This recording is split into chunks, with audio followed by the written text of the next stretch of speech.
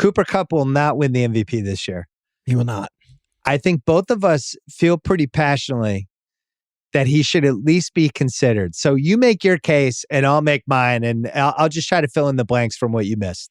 Here's my case for Cooper Kupp. He is going to be the 4th Triple Crown winner in NFL history, the first since 2005. That's just one bullet point. How about the first player in NFL history with more than 125 catches, more than 1,500 yards, and more than 15 touchdowns?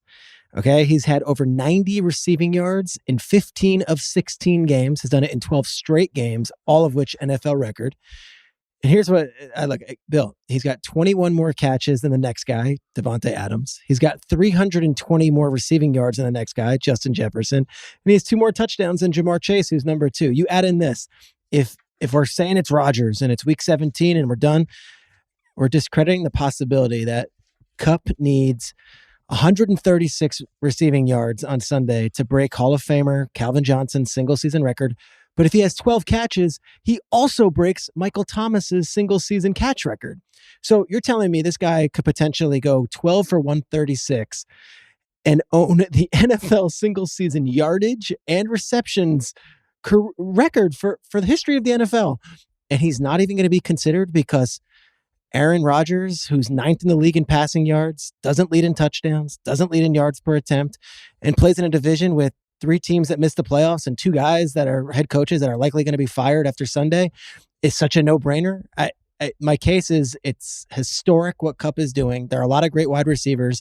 He's blowing them all out of the water in the history of the sport. And what Rodgers is doing is fine. It's fantastic. And he's doing it without an offensive line, and he's doing it with a bunch of injuries on defense.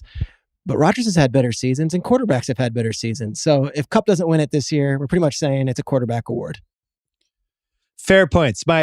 I'm on your side, and I'm going to add some things, but we should mention this is a 17-game season. So if you're in the 16-game context, there's some stuff that he wouldn't have won. But the Triple Crown thing is a great point. 3 guys have done that ever. Jerry Rice, 1990. Sharp in 1992, Sterling Sharp. Yep. And then Steve Smith in 2005, which I had forgotten. So you have to lead in receiving, yards, and TD. But there's some other stuff like his worst game of the year was 5 for 64. Yeah. That's not 2 for 12. nadir. That would be like if N'Keal Harry did that, I would throw a fucking party.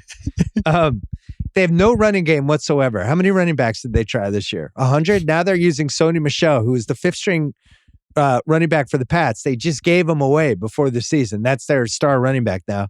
Stafford, super shaky. Yeah. Super shaky. Robert Woods goes down with an injury. Robert Woods, they lose what? In the first 5 weeks? He's out. And it's just Kupp from that point on. The 15 out of 16, 90-plus yard games is nuts. He's had 84 first downs this year, which is nuts. He's had 20 receptions inside the opposing 20. He's over 800 yards already for yards after catch. And, here's the other thing. I saw this stat. He's 32% of the Matthew Stafford targets this season. Think about that. So when you add all that up, to do that when the other team knows if we take out Kupp, we take out the Rams, and over again, I'm watching the games. I bet against them. I bet on them. And when you bet against them, you're like, all right, enough with this Cooper Kupp thing. Like, just fucking defend him. And it's like, no, bubble screen. Oh, he's running for 17. Oh, he's wide open in the middle of the field. Oh, we found this hole in the zone. Over and over and over again, the dude just is open. And it makes no sense because if you take him out, they can't move the ball, but he's always open. So I think he should be strongly considered. I'm with you. Yeah. And, Sunday you're watching the Ravens game and maybe you see the highlights and it's Odell makes a huge 4th and 5 and Odell's a touchdown. Kupp was so good on Sunday. In pouring rain, they throw him a screen pass, a wide receiver screen. He has 4 different defenders. He spins around one. He lowers the shoulder. He picks up 30 yards.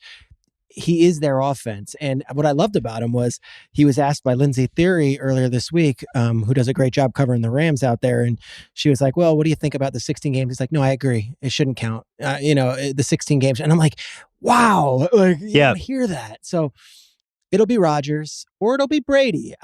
Hold on. Before we say that definitively. Yeah. Because right now, Rodgers is minus 400 on FanDuel. He's probably not playing this week, right? And if he plays, he'll play like one series. Brady's plus 550. He's not winning. Taylor's 14-1. I think that ship sailed. Burrow's not playing. He's 21. That's not happening. Kupp's 40-1. Out of all the guys I just mentioned, because Josh Allen's 40-1, Mahomes 40-1, like none of those guys are winning. There is a scenario in this Rams-Niners must-win game. I was trying to think what would be. Yeah. Kyle, turn the fucking camera Let's on. Go early, Kyle. Kyle, turn it on. Just press on. You. What would Kupp have to do in Week 18 to make us reconsider the MVP award? And I was thinking like 18 catches for 188 yards and 3 touchdowns, and they win by 4, and it's just like the final Cooper Kupp nail in the coffin, but also eliminates the Niners, clinches their NFC West, clinches their seed. First time beating sends the Niners packing. First time beating the Niners in 5 meetings. They haven't beat them. They're 0-5 last 5. But if he does that and they're just talking about him the whole game and it's Triple Crown and it's 2,000 yards and he finishes with 18 touchdowns and it just lines up, I could see the narrative shifting a tiny bit. The national game matters. It'll be Buck and Aikman and Aaron and Rinaldi. So you'll have on the Fox, number one game. I think that matters because we get, captivated by what the narrative is. I think he needs to go, and it sounds crazy, he needs to go like 20 for 200. And that's what he needs. He needs to have a crazy game where he shatters So we've these seen records. this. Like in basketball, we've seen this. Like the famous David Robinson. David Thompson versus George Gervin. It's like, I need 63 points to win the scoring title. Boom. I do wonder, obviously the Rams are going to try to win, but McVay, it would be fun if McVay was like, fuck it, let's try to get him. Let's go. I know he wants to win. I know he wants to win this game desperately over Kyle Shanahan, who he used to work for in San Francisco, and for years just cannot beat him. And and it's, can we talk the Rodgers stuff? Do you want to go down that road? Because you and I mentioned it in week 3. Yeah, hold that and we'll talk about it in a second. Okay. Last thing with Kupp, who has a shitty secondary? Yeah. It's the Niners. They all have, right now, they all are on the COVID list. There's 6 of them on the COVID list. There's the Niners DBs. Now, they might all be back on Sunday, but here's the issue. They're going to be winded. They haven't practiced. 6 different defensive backs, as of Thursday night, have not practiced all week, and they're not good anyway. I don't know what the number has to be, but I do think there's a number for the MVP thing to switch, because you made the key point. Rodgers has had better seasons. It feels like he's winning it by default to some degree. Again, can we do the exercise of if you remove the player from the team, how different would the record be? I would say Rodgers and Kupp would be the 2 that would have had the most dramatic difference. Like if they just don't have Kupp this whole season, what's the Rams' record?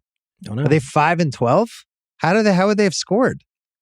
Does Van Jefferson suddenly get the ball 20 times a game? Like what do they do? No. And I've said it on this podcast and I've said it on Good Morning Football. Like, He's a quarterback, Kupp. He sits in every position room. He knows every position. He is a quarterback on the field, if not a coach on the field, and they rely on him so much. And what's cool with him and Stafford is so Goff and Kupp were roommates when they first got in the league, and Kupp and Goff shared the same agent. They were all buddies, and it was great. So Goff is shipped out, and Kupp immediately becomes best friends with Stafford. Their wives are good friends. They have breakfast every morning. They're in there at 6:30 in the morning. There's work that is put into this, and Kupp's done everything he possibly could. If ever there was going to be a wide receiver MVP season, it was this one. I went down into the wormhole of research, and Jerry Rice's 1995 season it's widely viewed as the greatest season ever. And he got 10 votes and lost to Favre, and that's fine, whatever it is. You put up through just even the 16 games, Kupp has better numbers across the board. And immediately I said that and I got back, but it was a different game back then. What Jerry Rice did was insane back then. Okay, then why doesn't anyone else put the numbers up that Cooper Kupp is doing right now? If the game is so different, why is he such a giant mile ahead of everybody in every statistical category? It's been an unbelievable season. It's been a joy to watch, and he might not win MVP, and that's fine, but I think us even talking about it here is a testament to how good he's been.